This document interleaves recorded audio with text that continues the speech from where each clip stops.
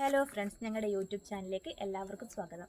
ഇന്ന് ഞങ്ങൾ ഒരു ചെറിയൊരു അടുക്കളത്തോട്ടം കാണിക്കാനാണ് വന്നിട്ടുള്ളത്. വലിയൊരു പച്ചക്കറി തോട്ടമൊന്നുമല്ല, നമ്മുടെ ചെറിയൊരു അടുക്കളത്തോട്ടം. അപ്പോൾ അവിടെ നമുക്ക് എന്തൊക്കെയാണ് അടുക്കളത്തോട്ടത്തിൽ ഉള്ളതെന്ന് കാണിച്ചു തരാം.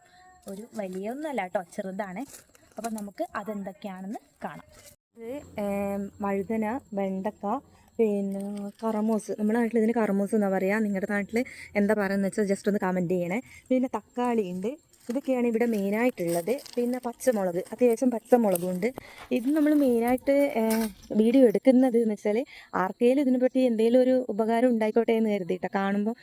അപ്പം വലിയൊരു പച്ചക്കറി തോട്ടമൊന്നുമല്ല, ചെറുതായിട്ട് അത്രയേ ഉള്ളൂ. ഇതിന് മെയിനായിട്ട് ഇപ്പം നട്ടിട്ട് കുറച്ച് ദിവസമേ ആയിരുന്നുള്ളൂ. ഇതിലിപ്പം മെയിനായിട്ട് ഉണ്ടായിരിക്കുന്നത് നമ്മുടെ പയറാണ്. ഇതിന് നമ്മുടെ നാട്ടിൽ കോട്ടപ്പയർ എന്ന് പറയും.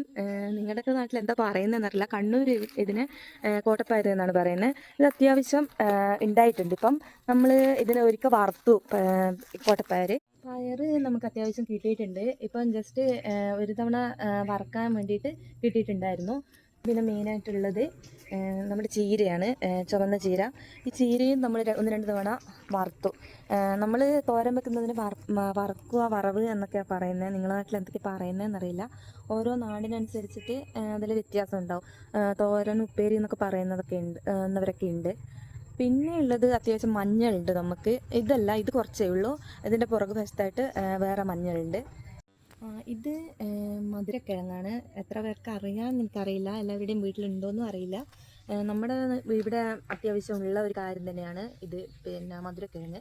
പിന്നെ ഉള്ളത് അത്യാവശ്യം കപ്പ, കൊള്ളി എന്ന് പറയുന്നത്, മരിച്ചീനി, ഇതുണ്ട് അത്യാവശ്യം. പച്ചമുളകിൻ്റെ ഇടയിലായിട്ട് ഇഞ്ചി നട്ടിട്ടുണ്ട്.